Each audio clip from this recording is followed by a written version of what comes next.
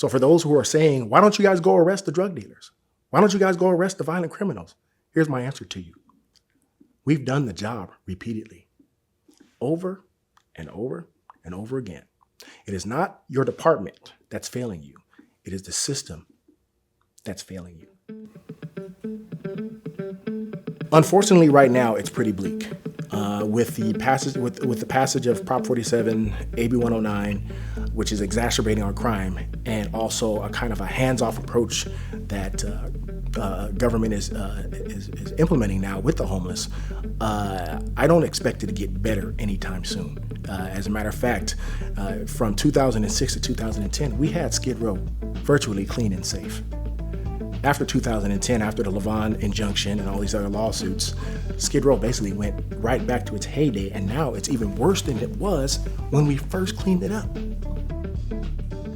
Skid Row is basically a 50-block radius of territory that's a concentration camp without walls, where everybody shoves their homeless problems into because they don't want to deal with it. And our station is at 6th and Wall, right in the heart of it. And the crime problems we typically have in Skid Row are burglary for motor vehicles, break-ins, robberies, rapes, aggravated assaults. Now it's really bad because with the tents being up, people are beating each other with anything they can get their hands on. Mayhem, you name it, it's happening out there. Human trafficking, it's really a nightmare. There are two ideologies that created Skid Row, okay? And when I talk about left or right, I'm not talking about anybody's political ideology, so don't be offended, but it's just showing two polar opposites. There is the extreme right who believes in NIMBYism in this city, county, state. Not in my backyard. Let's get rid of our homeless. Let's shove them down to Skid Row because in the 1980s, Mayor Tom Bradley said we could because we had quote unquote services there. And that's exactly what people did for decades. They would take their mentally ill, their homeless, and just say, get out of here. Here's a ticket to Skid Row. We even had other states giving people what they call one-way therapy. Here's your bus ticket, get the hell out of here. And they come to Skid Row thinking there were services here. And then when they got here, their services were completely overrun and they ended up being stuck. And how they ended up becoming stuck was through addiction. You know, they probably are already addicted where they came from, and then they came here and there was a plethora of drugs. So even though they know it's dangerous to be in Skid Row, they don't mind taking a butt whooping or two if they can be close to their vice. And because the consequences for getting caught has always been very minimal. So that's one side. And then you have the far, far left, which truly believes that because someone is homeless and disenfranchised, we should, as law enforcement and as a city, take our hands off and allow them to do whatever they want to do because being homeless is all they have. And what happened with those two ideologies is one created this concentration camp without walls, and the other put the people in danger.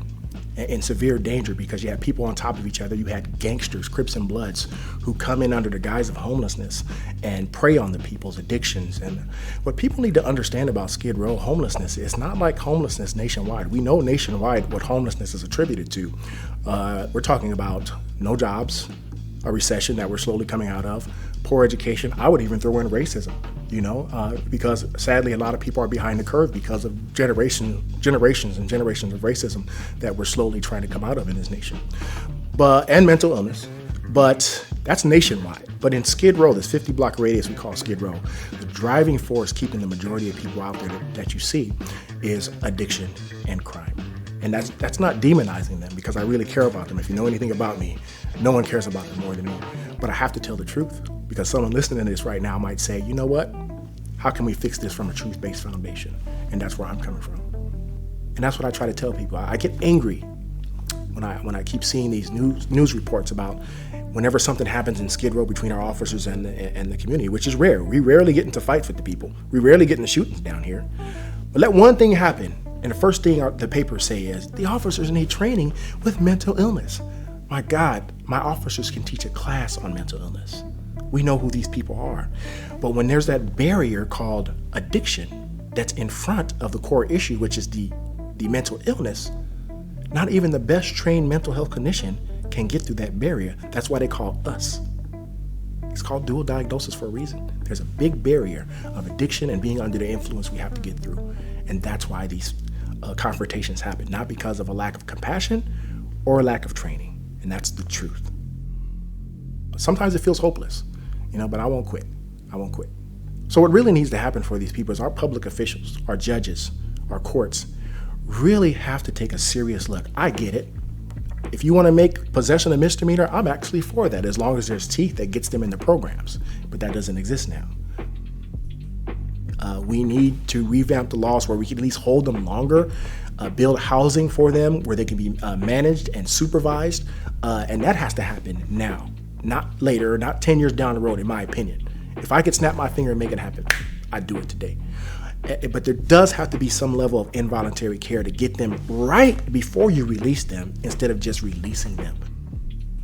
It's just unfortunate that I wish that, we could come to the table together and really work on this issue, but it's unfortunate some people don't want to do that.